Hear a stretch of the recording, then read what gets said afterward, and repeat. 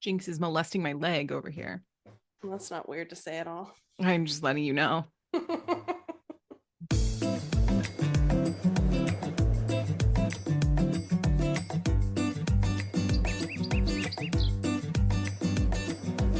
Hello, everyone, and welcome to the show. I'm Blair. And I'm Kirsten, and we are Mediocre Content.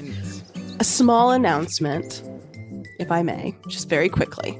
Sure. I know my mic is very quiet in like random episodes. Oh, yeah. Okay. I was like, where is she going with this? What's happening? I'm very much aware. We're trying to figure it out. Apologies. Hopefully this one's better. Anyway, that's all I wanted to say. I think you should get the $20 microphone from Amazon and I have feel no like problem. everyone.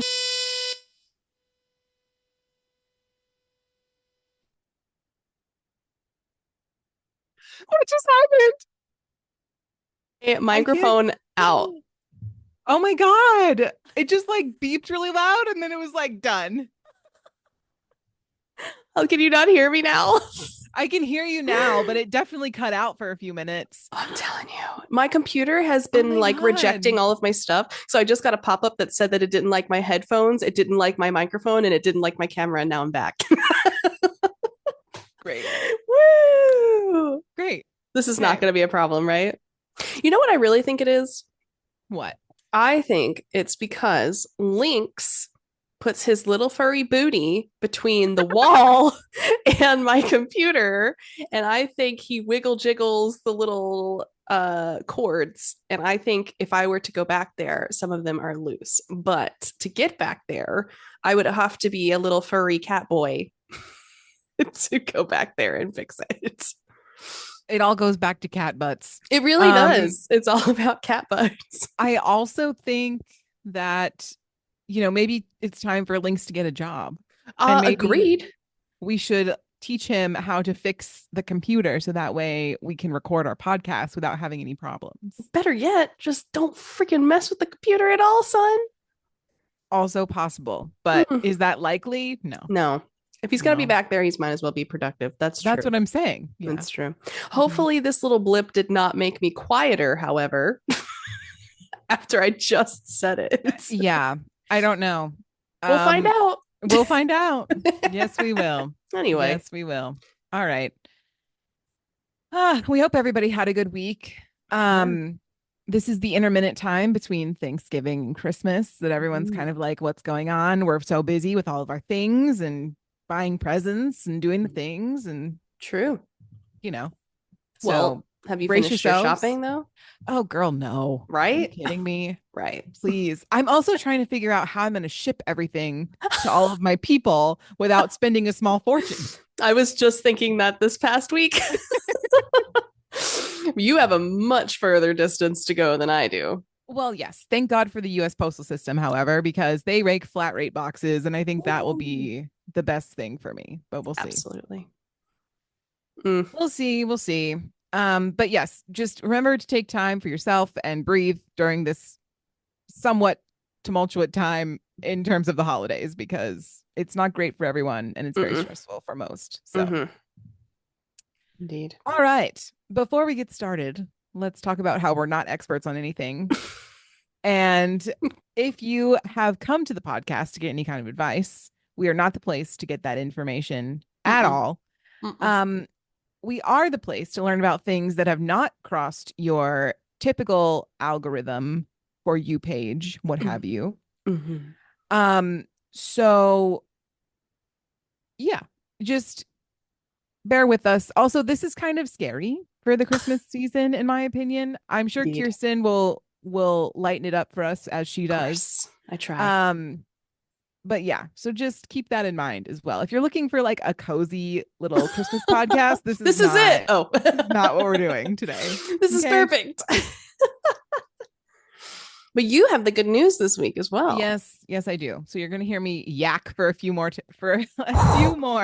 Please yap. Please don't yak. You're right. I meant to say yap. You're right. I mean, you can yak. It's not going to affect me at all. I absolutely will not be throwing up. I have a fear of that. Anyway. Thank goodness. All right. So the first one I have titled Cool Roads. Hard. heart. And it's like the He's cute little text message one. It's not like the emoji less one. than 3. Just so you know. A private public partnership has paved, wow, look at all the P's. Wow. The alliteration is amazing. Has paved a section of Minnesota Road with an experimental low carbon concrete mixture that resulted in greater strength and lesser cement use, saving money and carbon. Wow. Concrete and its most important ingredient, cement, is one of the most carbon intensive industries on the earth because it is used so often in construction.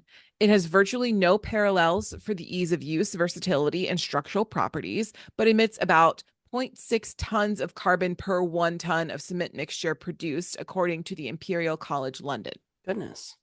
U.S. firm Carbon Upcycling Technologies, in collaboration with the Minnesota Department of Transportation, MN.DOT, has successfully completed a 3-year study on the use of the company's low carbon cement in highways. The results highlight carbon upcycling's ability to be a drop-in solution for reducing carbon-intensive cement and concrete while saving money and making stronger roads. We love. Mm-hmm. The work in the study was carried out by Sutter Engineering and sponsored by the National Road Research Alliance, which I never knew there was such thing until now. Me neither. It rigorously tested 16 unique concrete mixtures in real-world conditions on an active Minnesota highway to identify options that could reduce the carbon footprint of infrastructure without sacrificing strength or durability. Completed in early 2024. I guess mean, that's technically. correct. I was going to say 2024, but Same. This study aimed to find materials that could significantly lower the carbon footprint of concrete paving without compromising durability. Carbon upcycling CO2 enhanced mix achieved 12.5% reduction in cement content while matching the workability of traditional concrete, allowing seamless handling, placement, and setting times for construction crews. 12% is huge. I know. I think the usual, like, this is probably good is like a 3% threshold. So that's really good. Going above and beyond. For real. Quote, infrastructure is the very foundation of a sustainable future. And at Carbon Upcycling, we're committed to creating materials that support this vision while establishing a secure, stable North American supply chain, says Apoorv Sinha, CEO of Carbon Upcycling. Quote, our collaboration with the Minnesota Department of Transportation highlights how carbon upcycling can transform captured emissions into local materials that strengthen our infrastructure by focusing on resilience and sustainability. We're contributing to a vision where our essential structures are clean and built to last. Additionally, their mixture increased strength by 28%, measured at 28 days, and 32% stronger at 56 days compared to an advanced control concrete. That's very impressive. I know. These findings provide valuable data to guide future low carbon infrastructure projects across North America as the seamless integration into existing workflows. Carbon upcycling, that's so hard to say. I know, right? Carbon upcycling submitted a very impressive mixture design to the trial, said Larry Sutter, MDOT's principal engineer and the project's technical manager. Their material not only achieved the highest reduction in cementitious That's content, an interesting word. cementitious content among all substitutions, but also demonstrated remarkable strength. I guess if you're in the cement business, you use that word a lot. I guess so. By embedding CO2 and reducing the reliance on Portland cement, which is not the city, it's like a type of cement. Carbon upcycling's technology addresses one of the concrete industry's most pressing challenges, lowering its carbon footprint as global demand for cement is expected to double by 2050. This project data will be invaluable as the industry works toward its 2030 CO2 reduction target. That's great. Well, that's cool. Yeah. Yeah. I mean, that's super handy. And to have those kinds of numbers right off the bat is very impressive. Indeed. And it seems to get stronger like as the days go on. Right. As well, which is Cool. I wonder how quickly after pouring you can drive on it because I know that like there's certain times for asphalt and cements to Yeah. settle. So I wonder if it might even settle easier, which is good because that means when people are driving on it right after it's been poured, it probably won't damage or create structural integrity issues as well. Yeah. So they made it seem like it wouldn't really be that different than what we have now. Hmm. So, And still better. and still better. A win is a win. A win and a win is a win. All right. So this pilot is my favorite pilot, is what I titled the next one. Okay. Now, I can't speak for the airline, but I will speak for this particular pilot. Okay. All right. A United Airlines pilot has become a social media sensation after personally overseeing the order and distribution of 30 pizzas to 155 passengers on his flight. Bro, yes. Now monikered the pizza pilot, Scott Wordle. Scott Wardle says Squirtle. that after 30 years of piloting for the Air Force and as a civilian, he knows what it feels like to be stuck at the airport and that he just had to do something to show we care. That care took off with posts and photos of Wardle handling oh, Jesus Christ. I believe in you. I'm so sorry.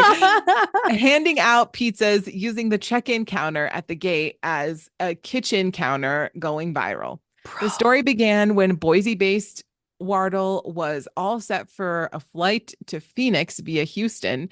But about 45 minutes into the trip, he received a call from the flight crew that a patient had fallen unconscious. Oh my gosh. Though there were 2 nurses and a medic on board, Wardle felt he couldn't take any chances and came in for an emergency landing at Albuquerque at 11 p.m. just as the food court was shutting down. Hoping to get the passage back underway as soon as possible, he suddenly received word that his cabin crew maxed out their hours, of course, meaning that he had to wait for a new set of attendants. Quote, I made sure to confirm that they were on the way with the company, and then I thought I got to do something with all these people. Mm-hmm. So I started exploring some options at that point for what I want to do. I came up with the idea of doing pizza for everyone. It's an easy thing, and most people like pizza. Fair enough. He's not wrong. Wardle says he loves his job, and the only burden he felt during the whole ordeal was compassion and sympathy for his passengers. He picked up the phone and started ordering dozens of pizzas. As he began passing them around with plates and napkins, the passengers took notice. The viral photos and videos reached virtually every corner of Wardle's social life, with old Air Force buddies and even his graduation class of 1984, and phoning him to say that they saw him serving pizza in his pilot uniform. Very fancy. Quote, I didn't think it was a big deal. I just did my thing, Wardle said. Many pilots in our company do this sort of thing. I just happened to get my picture taken. United Airlines insisted on reimbursing him for the pizzas and applauded a hero of the friendly skies who waited until every passenger had a slice in their hands before sitting down himself for a pie. That is so wholesome and beautiful. I thought so. So. People are great. People are great. And pizza's great. I would not be sad about getting a slice of pizza on a flight. Yeah. Well, that's brilliant. Well, all of that's wholesome and beautiful, and I'm glad that it is quite joyful because this is not that. Correct. We're about to transition to a very less wholesome avenue. Because most of you know who Santa Claus is. Most of you know who Father Winter is. Most of you know the old Saint Nick. However, actually, I would say most of you know who Krampus is now. I don't even know why I'm trying to build it up. Only like because don't know who he is. Well, so only because of The Office, though, right? I guess, and TikTok culture. Yeah. All of it's and the movie that came out. I don't remember when it came out. It came out. Oh, there was a movie at some point. Yeah. Yeah. I did not see it for obvious reasons because scary. However, good children, at least the story says, receive gifts, warm surprises because they're on their best behavior all freaking LOL, year. warm surprises. Anyway. Warm surprise. They pee in bed. I'm just kidding. They need a change of sheets. Krampus puts their hand in a bucket of warm water. And suddenly it's anyway. However, In Austria, children spend much of early December awaiting their St. Nicholas to visit, typically get little treaty treats, which is so fun. But if they should have messed up, instead of just getting a little bit of coal in your stocking, they get a visit from Krampus, which it is quite horrifying. This half man, half goat thing is genuinely horrifying. We're not talking about Mr. Tumnus from no, from Narnia. It's not quite that. No. Mr. Tumnus is not scary. Krampus is scary. And we actually did kind of talk about Krampus in our Boogeyman episode because he's technically classified as what's known as a tulpa, or being created out of fear and imaginations of children. That's what the tulpa means. So if you get snubbed by St. Nick and Krampus comes around to chase the naughty children, he might even drag you to hell, which is just great to get into the Christmas spirit. I hear it's very warm there. Oh, quite warm.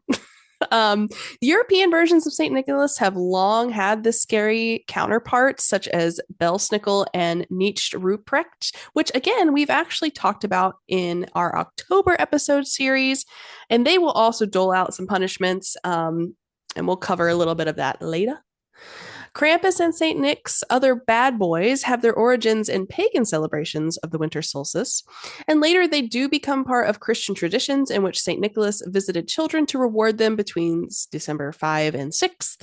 Around that time, his partner would also visit kids to punish them, so it was kind of like a dual effort, shall we say. In Alpine Austria and some parts of Germany, this day is also known as Krampusnacht or Krampus Night for good reason. And this is when adults might even dress up as Krampus to frighten children at their homes, which is just great, bringing that real fear to life every holiday season. His name does derive from a German word called Krampin, which just means claws. So if you see Krampus, he typically has horns. He kind of looks fluffy, but not like in the cute way. And he has horrible talons on his hands. Cute. Yeah.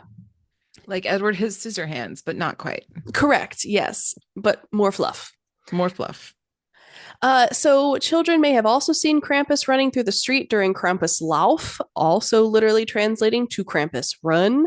And if Krampusnacht was a way to scare kids into behaving themselves, the Krampuslauf, which isn't technically tied to a specific day, was a way for grown men to blow off steam and scare the children, which I guess is really fun. Great. Well, these Austrian men would get drunk and run through the streets dressed as this fearsome creature, so it's really great for them. That does sound like fun.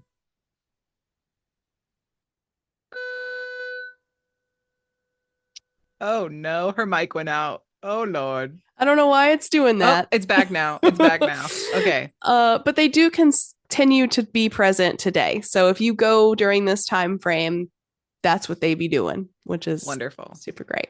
Instead of Blair's crappy Wi-Fi, we're gonna have to do a Blair or Kirsten's crappy microphone. Look, I don't know why it's doing that now. According to legend, Krampus himself is the son of Hel, which Hel, not Hell, who is a Norse god of the underworld. With the spread of Christianity, he also became associated with Christmas, despite efforts by the Catholic Church to obviously ban that because they said, no, thank you. They said, Satan does not go here. Satan is not involved. Please leave him at the door. And meanwhile, Austria was like, he's coming in. So anyway, right. That's what happened. And of course, like we talked about, he has become sort of a media celebrity, and due to mass visual media, it's kind of very charismatic in a way. Apparently, it's just this huge wave of Krampus love and Krampus lore that's just exploded out of the media. When the postcard industry, in fact, experienced a boom in Germany and Austria in the 1890s, it opened the way for Krampus karten to kind of take place. And so now there's Krampus cards. I wonder how they feel about Halloween, because I feel like it's just a continuation of Halloween, kind of. Absolutely. I mean, why would you not? Yeah. These holiday cards weren't made to make you feel warm and fuzzy, though. There is one that's called Gruss vom Krampus, Greetings from Krampus. And Cute. on this card, it showed Krampus stuffing a distressed child into his satchel or preparing to hit one with a bundle of birch sticks. Tis the season. Tis the season. If I ever go to Germany, everyone I know is getting a Krampus Christmas card. Required at that point. Yeah, right. Many of these postcards do depict Krampus going after the children with his sticks, leading them away in chains, or carrying them off in his bag. So so hot. Getting a little more bad boy. He's such a bad boy.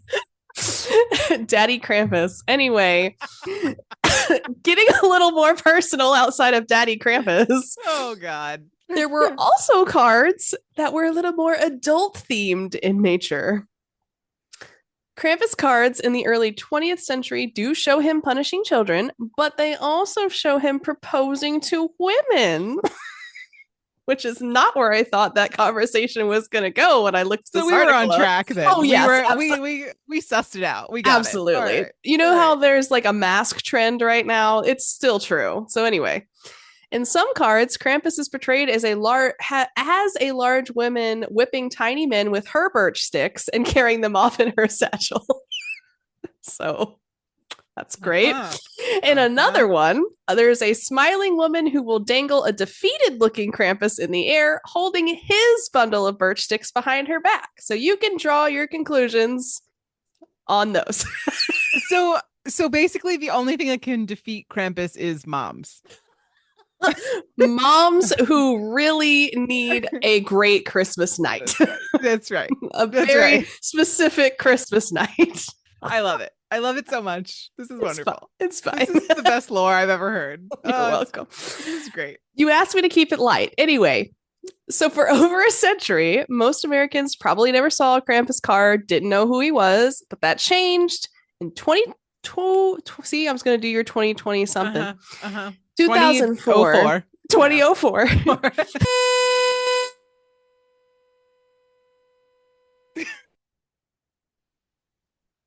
Kirsten, why you gotta hurt my ears? That's so rude. Genuinely, it just did the thing again. So it did. Okay. All right. Sorry. I don't hear the beep when it does it, so that's great for you. It's super great. Yeah. In 2004, there was an art director and a graphic designer, Mont Beauchamp, published a book of Krampus cards and helped organize an art show that was inspired by the cards. Whether or not Beauchamp is primarily responsible for introducing the Krampus cards to the United States, Krampus has since technically been sort of an icon in America as well. Etsy, if you know about Etsy, has a whole section of items, of course, inspired by the classic Krampus cards. And if you don't have time to send cards, you can buy an ugly Krampus sweater to wear at your local Krampus party or Krampus. You know what I really think I'm going to get Philip for Christmas now? Oh, it's dear. Just like a bunch of Krampus stuff. I feel like that's great. And I feel like he would love that. If he doesn't appreciate it, then he doesn't understand. It's true. Krampus's popularity in the US arguably peaked in 2015, featuring the film Krampus, so that's when it was, which shouldn't be confused with the many other low-budget Krampus movies, which apparently also took place. And although Krampus is relatively new to the US, this Alpine legend is now the original, and I quote from the article, Bad Santa. Wasn't that a movie? I believe so. Okay. Despite all of this, Krampus is not the only one haunting winter festivals, and like we talked about, some of these creatures have been doing it for even longer. In order, 1 through 6, there is Belsnickel, Frau Perchta, Mari Lud, Gryla and Lepalodi and their Yule Cat. It's very specific. Yule Cat. La Befana, and then Hans Trap. And we're going to cover the first 3 of these during this half, and then we'll talk about the other 3 in the second half, because I feel like if you're going to talk about Krampus lore, you might as well talk about all of them. That's right. And I do feel like we've talked about some of these before on and off. So I apologize if this is kind of a repeat, but it's always fun to have little spooks. So here you go.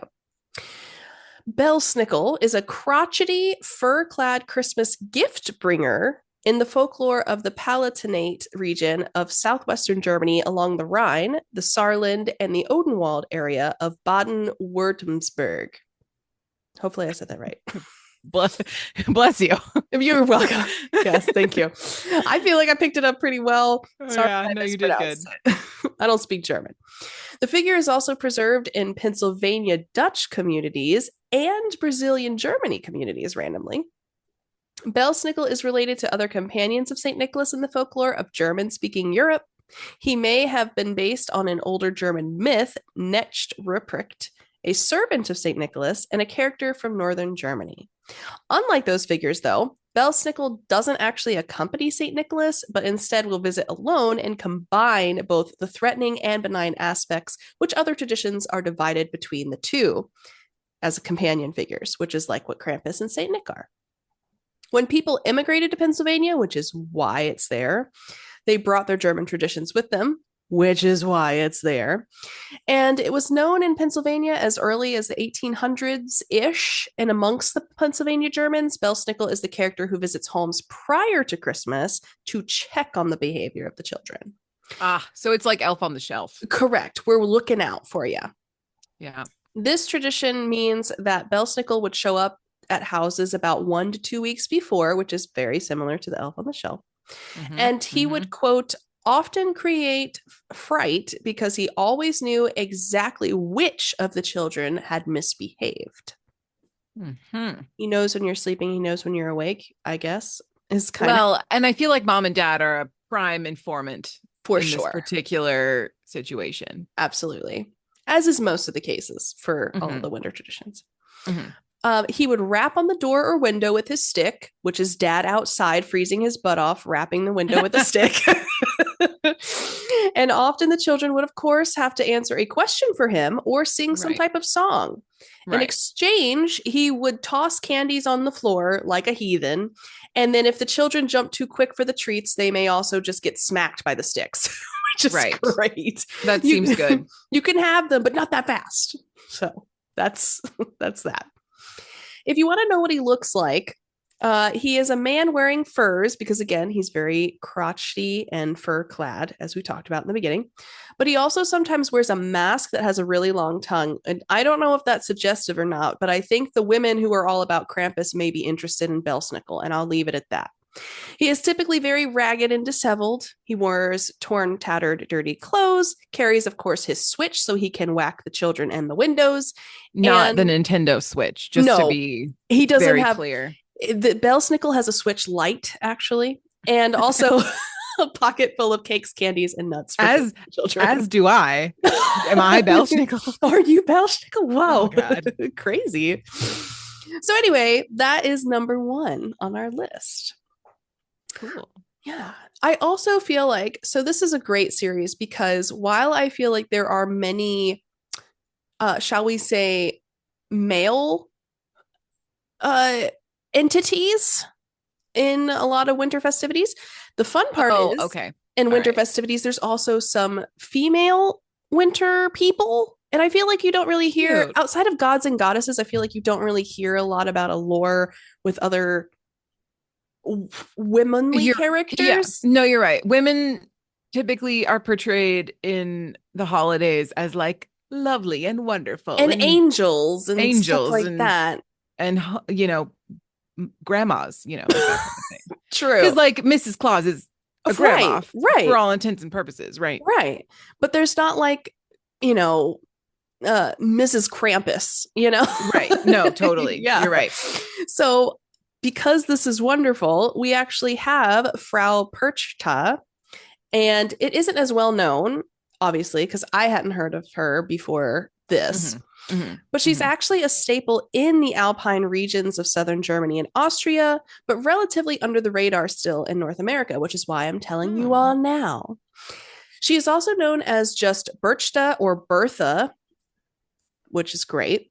Bertha. And has also been called, and I apologize for the pronunciation with this one, Spinnstubenfrau, which literally just means spinning room lady, and that's horrifying to me anyway. She often is depicted with a beaked nose made of iron, random, dressed in rags, perhaps carrying a cane, and generally resembles a decrepit old crone. So again, we're actually in the grandma territory, I guess. The haunted grandma. Oh, God. This old crone packs a mighty wallop, apparently, and carries a long knife that she hides under her skirts for funsies. Hot tips, ladies. Street smarts. Street smarts. Always carry your giant knife in your skirt. That's right. She also will bear a resemblance to the Scandinavian goddess Frigga. Mm-hmm. So if you know what she looks like, apparently she sometimes resembles her as well. But I don't think Frigga is very crone-like, but maybe I'm wrong. But both of them do share a common obsession: spinning specifically, and domesticated neatness generally. I don't know. Okay. She's pretty judgy about the state of your home for a woman who's dressed in rags. She also has a legend where you'd better get all your flax spun. So this isn't a woman spinning in a room, by the way. We're talking about like spinning yarn, right? Material. Okay. So like flax. Yeah. Anyway, so if your room and your home is a mess and you don't have all of your flax spun by the 12th night, which is January 6th, you will be in big trouble. First of all, how dare you? Right. First of all, get your stuff together. Okay. It's very lazy of you. Quote, for when the Christmas season was over, it would be time to set up the big upright loom, which is what you spin on, at which time you would have enough thread to wrap it and start your weaving, because the loom is how you would make your rugs and ponchos and whatever else that they wore. So basically, she's saying, don't be lazy, finish your weaving and chop. That's what she's for. It seems reasonable. All yeah, right. I think so. Yeah. And if you should really irritate her, like say, not only is your flax not spun and your house is a total mess and you've failed to leave out a traditional bowl of porridge for her because she's angry, her rampaging would extend far beyond your spinning room. She'll do nothing less than steal into your bedroom and with her giant knife in her skirts, disembowel you and replace your guts with rocks and straw. Oh, I don't like that. Get your spinning done, ladies. That's all I'm saying. Another one of her names is Holly, a winter goddess whose name means shining or bright, which is hilarious given what shine bright like a diamond. Shine bright like a knife in your skirts. I don't understand. Hence her association actually with the Epiphany or the shining night on which the Star of Bethlehem shone, if you know the Christian story there. Her dual nature is expressed in the fact that there are both evil or ugly Perchand and pretty Perchton, both of whom you might find in these alpine regions of Europe. So yeah, there's lots of other legends.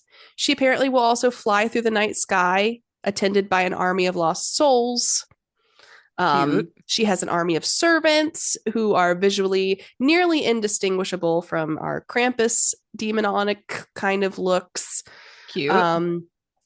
You know, it's fine. Yeah. I guess witchy vibes is really what she's got going on. I like it. I think she's just misunderstood. Okay. I'll tell my disemboweled body about that later. Something else that's super fun is Mary Loud. I think it's Lude.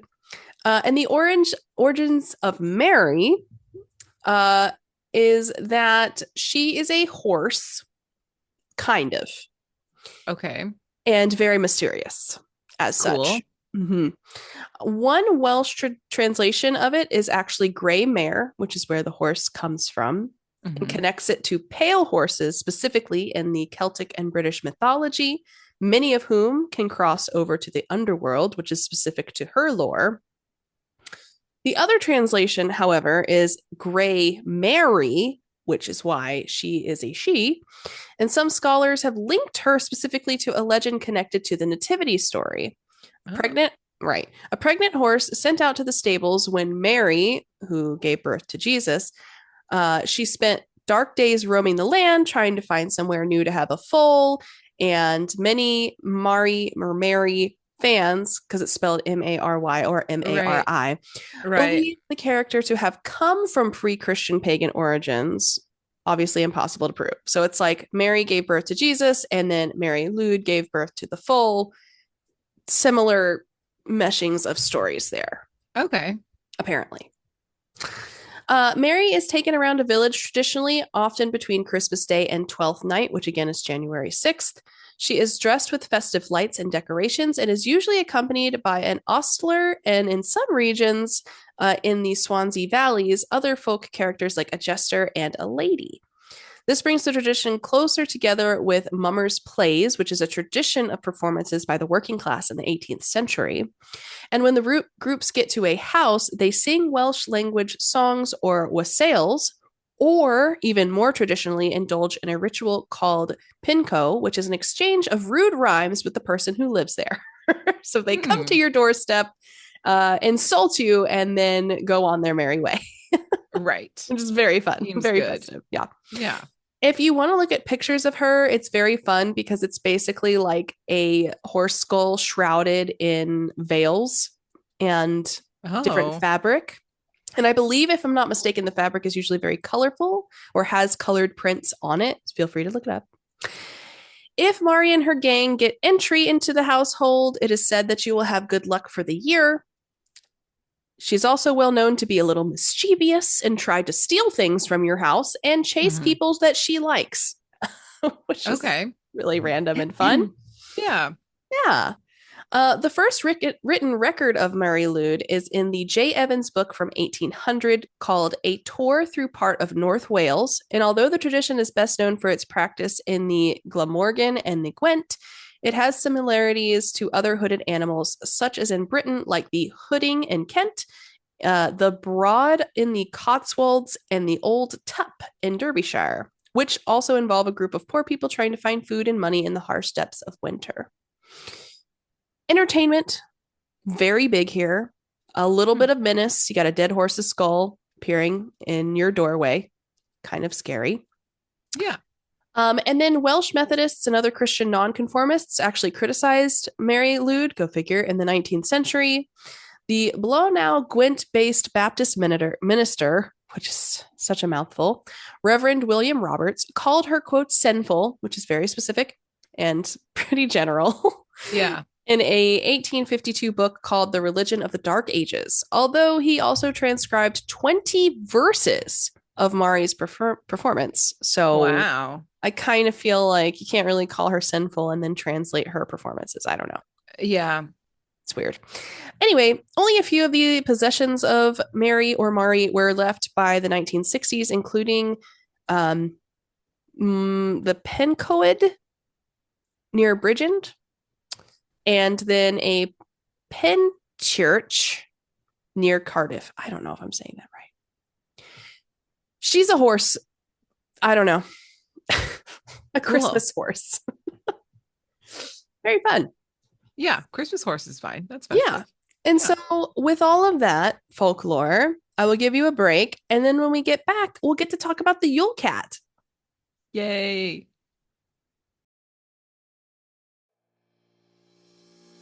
We spend a lot of time joking about our mediocrity and how we can't believe people actually listen to our pods and join our lives. Despite that, the truth is we are so thankful to have our little community, and we want to send our special thanks to all you MCP fam members for continuing to stick with us every episode.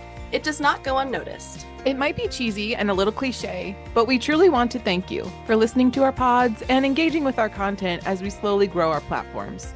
So from us over here at Mediocre Content Podcast, thank you. Now, enough of this mushy stuff. Let's get back to the pod.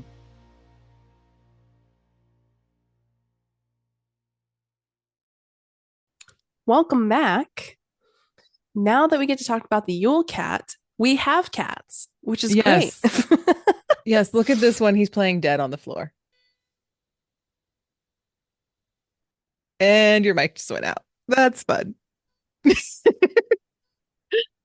Okay. Well, now it's the Blair Show. So it's everybody. So annoying. Oh, she's back. She's back. She's back. Everybody quiet down. It's fine. I don't know why it's doing. I'm literally gonna have to go back there after this. It's been doing like this for a very long time. It is what it is. That's why you don't come here for professionalism. You just come That's here for right. entertainment. Right. You come here for the bare minimum. So that's what you get. Okay. Gryla Right. and La Paludi and their Yule cat. La Paludi and the Yule cat. They are both trolls, specifically cannibal trolls. And of course, like most trolls do, they prey on children. Cute. But they also do not mind eating fully grown men as well, specifically, which is great. Badly behaved children were scared by Gryla when they were growing up. The figures are depicted as living together as a family in a cave with their little kitty cat. Specifically, Gryla is considered an ogress or troll with an appetite for flesh of mischievous children. I don't like the word flesh. Whom she cooks in a large pot. Her husband, La Paludi, is lazy and mostly stays at home in their cave. Okay. The Yule cat is a huge, vicious cat that lurks about the snowy countryside during Christmas time or Yule time, and also eats people who have not received any new clothes to wear before Christmas Eve, which is so random and so specific. That is random. Apparently, these trolls also have sons called the Yule lads, which is very, very cute. Specifically, they are 13 Yule lads who are mischievous pranksters that steal from or harass the population generally, and all have descriptive names that, of course, will convey their favorite way of harassing you. They come to town one by one during the last 13 nights before Yule, which is why there are 13 of them. Instead of 12 days of Christmas, there's 13. They leave small gifts and shoes that children have placed on windowsills. Yes. Yes. But if the child has been naughty, they instead will provide you a rotten potato. I think that's reasonable. Yeah. These Christmas-related folktales first appeared around the 17th century and displayed some variation based on the region and age, as many of them will do. In modern times, these characters have taken on slightly more benevolent roles, actually. And the first mention of the Yule lads can be found also in the 17th century with a poem of Gryla. Gryla had appeared in older tales as the troll, but had not been linked to Christmas prior, and she is described again as that hideous being who is the mother of these gigantic Yule lads that are menaces to the children. Pause. I'm looking up pictures of the Yule cat. Yes. And can we talk about how it looks almost exactly like Salem? It does, in fact. Does it not? It does. And I'm obsessed with this. He's just a fluffy little void, you know? He's just a fluffy little boy. He's a black cat. Yeah. Fluffy. Yeah. I love it. Prowling around. Obsessed. Eating mischievous children. It's fine. Yeah. All right. Well, now I need to keep an eye on him. But anyway, continue. Now I have tat.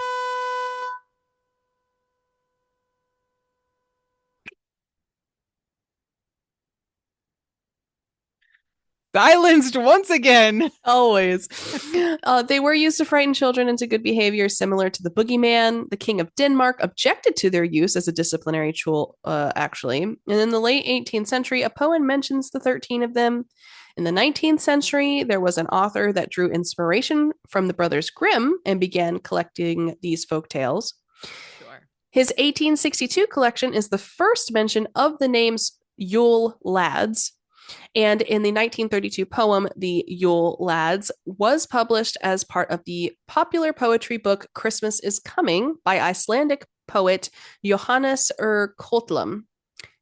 So that's great. And that is them. They don't really talk a whole lot about the cat outside of that, which is really unfortunate, but at least you know he's cute.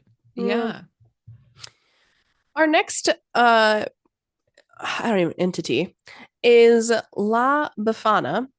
On January 5th, so just before the 12th night, throughout Italy specifically, excited children will prepare for their late night visit from La Befana by hanging up stockings, to be filled with little treats and joys. Mm-hmm. Befana is a grandmotherly woman who does resemble a kindly witch and will bring these gifts to the good little children, putting them in their little socks that are hung above their hearth. Stockings. Then she will tidy up a little bit and leave. So she'll even clean your house. This woman sounds amazing. I love her. It's just having like your mom or grandma come home and she's like, I got it. Yeah. Befana does arrive after children have gone to bed, of course. Naturally. The naughty children will get chunks of coal, onion, and garlic, or even straw from her broom instead of their rewards. Okay. The specific, I guess, Eve, unlike Christmas Eve, here is called Feast of Epiphany, which is the celebration of the visit of the three kings or the Magi in Christian time. So, like, again, child of Bethlehem, they go to Jesus, they give him frankincense, myrrh, and gold. That's kind of where she fits into all of this. And it's thought that her name actually derives from the word Epiphania, so La Befana. Oh, interesting. So Epiphany. Mm-hmm. And another theory posts that an important figure from Italian folklore is a Christian version of an earlier Roman goddess, Sabine or Strinia or Bastrina. And while the ancient goddess connection is probably accurate, Befana has been transformed through the ages, slightly more likely towards her ancient Roman origins. The medieval figure conceived of the 13th century Rome is very similar to Befana, which is why it's like that. And Lynx is deciding to block the entire computer. Hi, Bubba. Great. Hello. Can you duck your body just a little bit, please? As Befana enters the houses through the chimneys, Santa Claus, or resorts to other top secret techniques for getting into your home without a fireplace, she wears a distinctive dark shawl caked with layers of chimney soot. Ew. And it's also said that she will sleep your floors and just kind of out with the old, in with the new is basically why they say that she is cleaning your house before she leaves. Yeah. Okay. So all of that is to say she's the closest thing we have to Santa Claus in modern times, in my opinion, because it's kind of similar in how they treat the homes and the children and what you get. Cool. And then our final little spooky, scary guy before my mic decides to trip out again is Hans Trap. I feel like I'm trapped with this microphone. He is initially known as Hans von Trotha and was a German knight and marshal of the Prince Elector of the Palatinate. Born around 1450, which is a pretty long time ago, he wielded power and influence, commanding 2 castles and earning the French honorary title of Chevalier d'Or. I don't know what that means, but he won it. 2 castles. I mean, that's pretty big. I don't own 2 castles, so...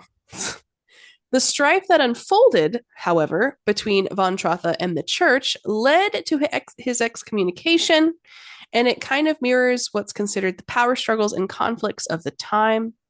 It was a tale of defiance, revenge, and most notably, a damming of the Wieslauter River that left the downstream town of Weissenberg without water. Unfortunate. Such actions, though not as gruesome as the legend suggests, undoubtedly left a lasting impression on the local populace. The association of Hans Trap with the Black Knight, a formidable specter, sometimes linked to Santa Claus in local legends, reflects a blending of reality and myth, as most, I would say, legends do, in a way. They're meant to tell a story, after all. Von Trotha's towering stature and defiance against both the church and the emperor of the time added layers to his persona, contributing to the creation of a figure that transcended his historical identity, which is why we have Hans Trap. The local folklore in its evolution did transform Von Trotha into Hans Trap, who ended up being a restless spirit haunting the Wasgau at night, and even a character used to frighten children in Alsace. Legend says his thirst for power led him down a treacherous path, and he ended up making deals with the devil, which is probably not the best decision ever.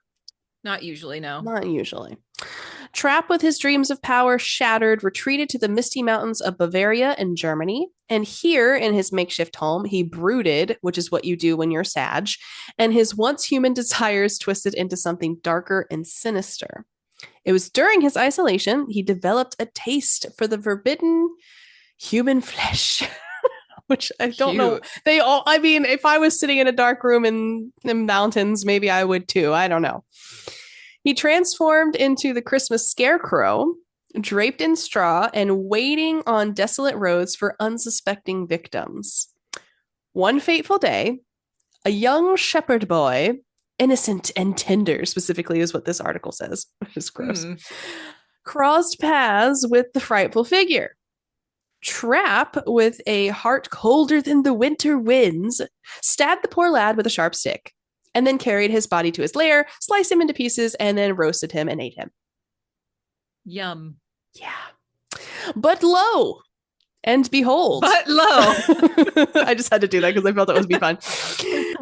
Before he could feast upon this gruesome meal, divine lightning from the heavens struck him down violently. And his wicked spirit just kind of lingers, haunting naughty children as a scarecrow. So. Wow. Very fun.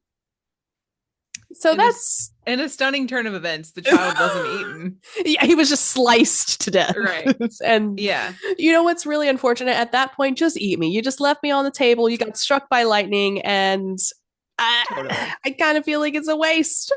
Totally. Absolutely. So obviously the tales of Saint Nick and his wingmen vary. I mean, that's what the article called it, so I'm rolling with it. In some instances, Hans will appear to naughty children decked out in his petrifying scarecrow ensemble and attempts to scare them. In other versions, it isn't so remorseful from his past deeds, going so far as to mark the children he plans to eat for Christmas. But in all of these cases, realistically, it makes sense that they're all classified under the Tulpa cryptid, which is why it's still part of our cryptid series and why we talked about it. And they're all kind of applicable to this lovely Christmas and holiday season. Yeah. Obviously, they're more extreme compared to other methods of kind of telling children to behave, which I think is truthfully where a lot of liberties kind of go into these stories, because it's true. How do you handle unruly children back then? You tell them they're going to get eaten by a ghost scarecrow. I don't know. Reasonable. Very reasonable. That would scare me. Right? Of course, religion aside, can be really rough and scary out there. So just, make sure your kids aren't just wandering around with reckless abandon, I guess. Unless you want one of the ogres to come find you. And I think that is also, fun to explore. It's like Halloween, I guess, except instead of the kids dressing up to be scary, they are just being scared. Yes, that's correct. Happy holidays, everyone. Yeah, we were going to put this in October, but you know how that went, so. Well, it's okay, because it still kind of fits. Yeah, it's not bad. Who doesn't like spooks in December, Totes. Anyway, thank you, Microphone, for making it through this podcast. And it's all thanks to you. Yes, indeed. And feel free to send us an email with any questions, comments, concerns, or episode topic suggestions at mediocrecontentpodcast@gmail.com. If you are concerned about Kirsten's mic or decide you want to start a GoFundMe, feel free to do that. Just let us know about it first. Follow us on Instagram and TikTok, at least for the foreseeable future. And we'll see you guys next week on anywhere you listen to podcasts. Please rate us 5 stars. Bye. This has been Mediocre Content. Thanks so much for listening. Cheers. Cheers.